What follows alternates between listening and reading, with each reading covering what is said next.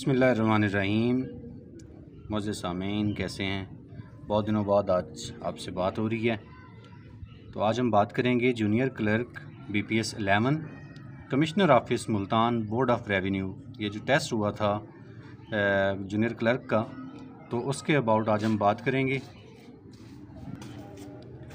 आज हम उसकी जो है रिस्पॉन्सिबिलिटीज़ उन पे बात करेंगे कि उसकी कौन कौन सी ज़िम्मेदारियाँ होंगी और वो क्या क्या टास्क जो है वो परफॉर्म करेगा। अच्छा, उसकी पहली ज़िम्मेदारी जो है वो है रिसेप्ट्स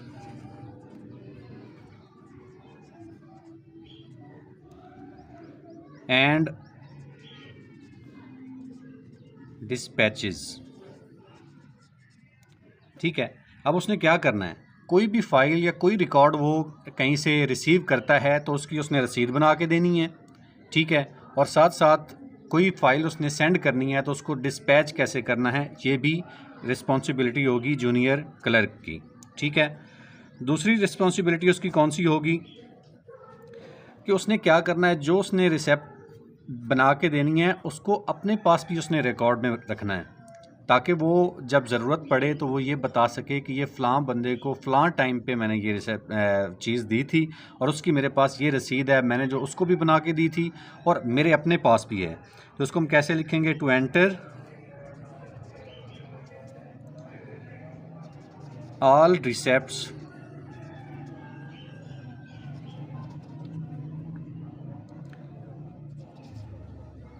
ऑफ द ब्रांच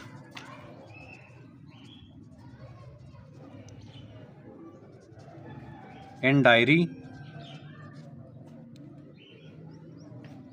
रजिस्टर। ये एक डायरी रजिस्टर होगा जिसके अंदर उसने उन तमाम रिसेप्ट्स को जो है ना सेव करके रखना है अपने पास। And placing them in relevant files। ठीक है, उसने उन रिसेप्ट्स को क्या करना है, एक डायरी रजिस्टर में अपने पास सेव रखना है और जो उसके रिलेटेड फाइल्स होंगी ना, फिर उसके अंदर उसने उनको सेव करके रखना है। ये काम है किसका, जूनियर क्लर्क का। अब तीसरी रिस्पॉन्सिबिलिटी उसकी क्या होगी कि उसने क्या करना है कि जो डिपार्टमेंट के रिलेटेड फाइल्स हैं, जो रजिस्टर हैं, ठीक है, यानी कुछ फाइल्स ऐसी होती हैं जो मतलब पुरानी हो जाती हैं, उसको वो डिस्ट्रॉय कर देते हैं, वेस्ट कर देते हैं, उनका भी रिकॉर्ड इसने रखना है।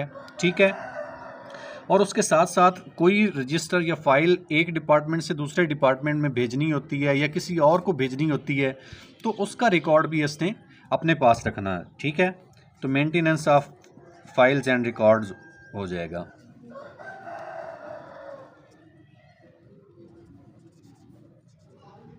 Files, registers and record. और इसके साथ साथ एक काम और भी करना है इसने। वो क्या करना है कि इसने वो जो कुछ ऐसी डायरीज़, कुछ ऐसी फाइल्स होते हैं जिसको हम रेड एंट्रीज़ कहते हैं। रेड एंट्रीज़, ये वर्ड आपने याद रखना है। रेड एंट्रीज़ का भी इसने रिकॉर्ड रखना है। ये रेड एंट्रीज़ कौन सी होती हैं, कुछ फाइल्स ऐसी होती हैं जिनमें कुछ मसाइल होते हैं। ठीक है, जो मसाइल या इश्यूज़ या प्रॉब्लम्स वाली हमारे पास फाइल्स होती हैं ना किसी भी डिपार्टमेंट के अंदर, तो उनको रेड एंट्रीज़ कहते हैं। उनको रेड कलर के साथ या रेड पेंसिल के साथ या रेड कोई उसके ऊपर ना निशान लगा देते हैं कि जिसके ऊपर वो रेड कलर आ जाएगा, रेड पेंसिल के साथ, मार्कर के साथ, या वैसे कोई रेड ऊपर जो है ना वो नोट वगैरह लगा देते हैं, तो वो प्रॉब्लम वाली फ़ाइल होगी। तो उसका रिकॉर्ड भी इस जूनियर क्लर्क ने रखना है। ठीक है, problems and issues, in files का भी रिकॉर्ड इसने रखना है। और इसने क्या करना है, पेंडिंग जो केसेस हैं